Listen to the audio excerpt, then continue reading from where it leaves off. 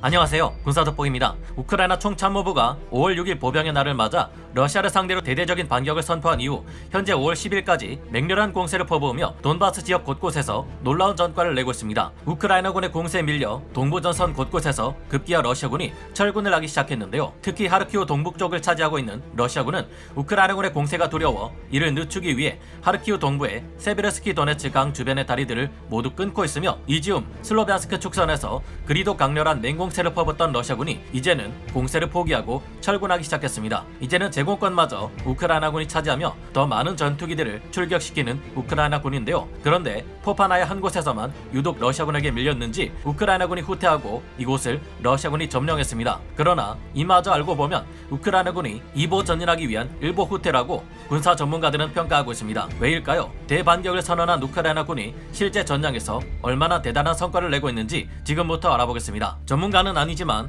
해당 분야의 정보를 조사 정리했습니다. 본의 아니게 틀린 부분이 있을 수 있다는 점 양해해 주시면 감사하겠습니다. 우크라이나군의 반격이 시작되며 하르키우 방면으로 향하는 우크라이나군의 공세가 돈바스 전선 지역에 큰 변화를 만들어내고 있습니다. 미 워싱턴 현지 시각 5월 7일 미국의 전쟁연구소 ISW의 전황 브리핑을 보면 하르키우 동부 방면을 향하는 우크라이나군의 공세가 도시와 정착촌들을 탈환하며 힘을 발휘하고 있다는 것을 알 수 있는데요. 우크라이나군은 다급하게 몰아붙이느라 정신없었던 러시아의 공세와 달리 치밀하고 빈틈없도록 모든 마을과 정착촌들을 탈환하며 참호를 파고 진지를 구축하면서 신중하게 진격하고 있는 중입니다. 이 같은 우크라이나군의 공세를 막을 방도가 없어진 하르키우 동부, 북부의 러시아군들이 우크라이나군의 공세를 늦추기 위해 세베르스키 도네츠강 상류 인근의 여러 다리들을 모두 끊고 있다고 합니다. 그와 동시에 전력이 많이 약해진 이 지역 러시아군 부대들은 조금씩 러시아 본토로 철군을 시작했다고 하는데요. 미 전쟁연구소 ISW는 짧게는 며칠 후에서 길어도 몇 주가 지나면 하르키우의 러시아군들은 우크라이나 국경 바깥 러시아 본토로 모두 쫓겨나게 될 것이라고 예측했습니다.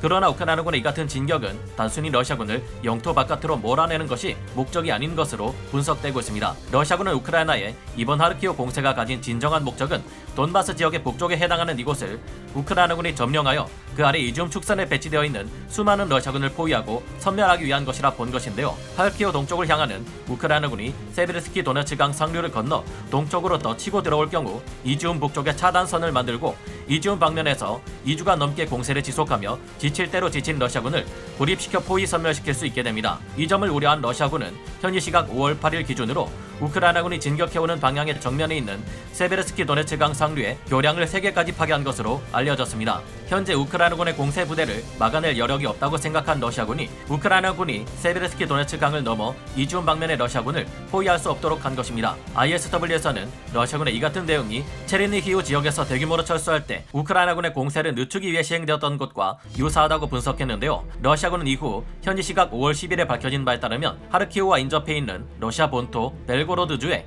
19개에서 22개에 달하는 대대 전술단 대병력을 동원해 하르키우 전선의 러시아군을 지원할 예정입니다. 이 때문에 러시아군이 사활을 걸고 점령하려 했던 이지움 축선의 공세를 포기한 것으로 드러나고 있습니다. 현지 시각 5월 8일 미 전쟁연구소 ISW가 밝힌 바에 따르면 지난 주말인 5월 7일에서 8일 동안 이지움 축선의 러시아군은 어떤 쪽으로도 공격 작전을 수행하지 않았다고 밝혔는데요. 이전에 이 지역의 22개 대대 전술단이 노렸던 슬로비안스크나 이를 노리는 것이 어려워 우에서 접근할 때 노렸던 바르벤코보 방면에서도 전투는 물론 러시아군 병력이 투입되는 일도 없었다고 합니다. 대신 이들은 전투를 통해 피해를 입은 부대를 재편성하는 데 집중했고 이지움 축선 공세에 선봉에 섰던 제1근위 전차군 전력은 이지움을 떠나 하르키우 방면의 방어부대로 배치되어 우크라이나군의 공세를 막아내야 하는 입장이라고 하는데요. 이에 따르면 결국 2주가 넘게 러시아군이 어떻게든 점령하려 했고 돈바스 전역을 점령하는데 반드시 필요한 슬로비안스크와 바르벤코보를 러시아가 결국 포기하고 대신 목표 범위를 줄여 이지움 동쪽에 있는 세베로도네츠크 축선으로 전략 목표를 수정하는 것 아닌가 하는 분석이 나오고 있습니다. 실제로 지난 주말 이지움 축선에서는 어떠한 전투도 벌어지지 않았던 반면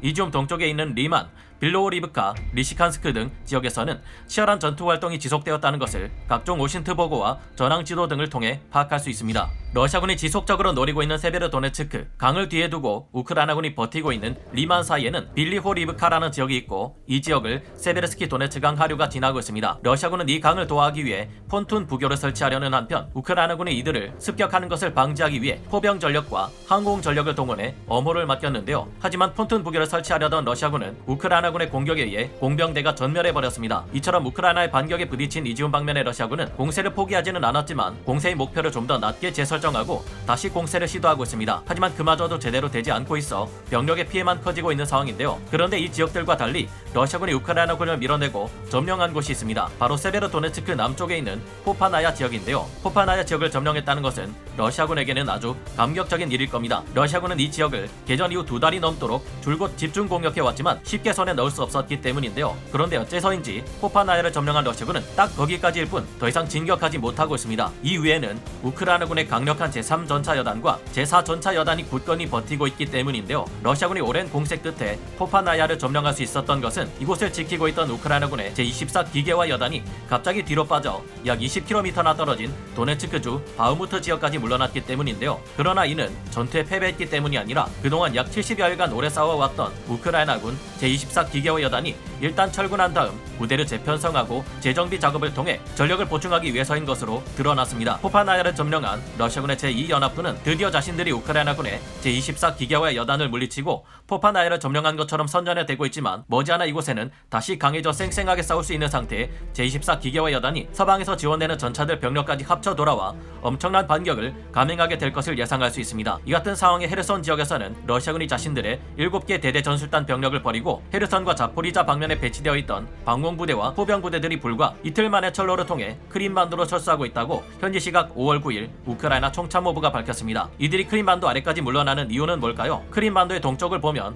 러시아 본토와 크림반도를 이어주는 크림 대교가 있습니다. 이곳은 러시아에서 크림반도로 이어지는 주요 보급로인데 만약 이곳의 다리가 끊길 경우 크림반도의 러시아군은 외부로부터 보급을 받지 못해 고립될 것을 예상할 수 있습니다. 최근 오신트 정보에 의하면 헤르손에서 화력 지원을 담당하던 부대와 방공부대들이 다급히 크림반도로 배치된 것은 현재 우크라이나군이 이 크림 대교를 미사일로 공격해 끊어버릴 확률이 높기에 방공 자산들을 동원해 우크라이나군의 미사일을 요격해버리려는 의도인 것으로 파악됩니다. 물론 아직은 크림반도와 맞닿아 있는 헤르손 남부 지역과 멜리토폴, 베르단스크, 마리우폴, 도네츠크에 걸쳐 러시아군 점령지들이 이어져 있기에 이곳으로의 보급도 받을 수 있겠지만 지난번 우크라이나군이 멜리토폴의 철로를 공격해 러시아군의 철도 보급을 막아버린 적이 있었죠. 게다가 헤르손과 자포리자 방면에서 우크라이나군이 강력한 전면 공세를 감행할 경우 이 지역의 러시아군은 순식간에 밀려버리며 소중한 화력 자산과 방공 자산들을 잃을 수 있기 때문인 것으로도 분석됩니다. 드네프르강 북쪽 헤르손 지역에는 러시아군의 7개 대대 전술단 병력이 있지만 이들은 오랫동안 이곳에 포위된 채 제대로 보급을 받지 못해왔기에 전력이 크게 약화된 상태이기 때문인데요. 특히 헤르손과 자포리자 방면에는 미국과 유럽 여러 국가들에서 보내는 지원 물자들이 속속 도착하고 있는데 이들의 도움을 받아 우크라이나군은 보병 위주의 부대였던 이들이 강력한 기계화 부대로 재편성될 전망입니다. 러시아군이 개전 이후 계속해서 제대로 된 보급을 받지 못해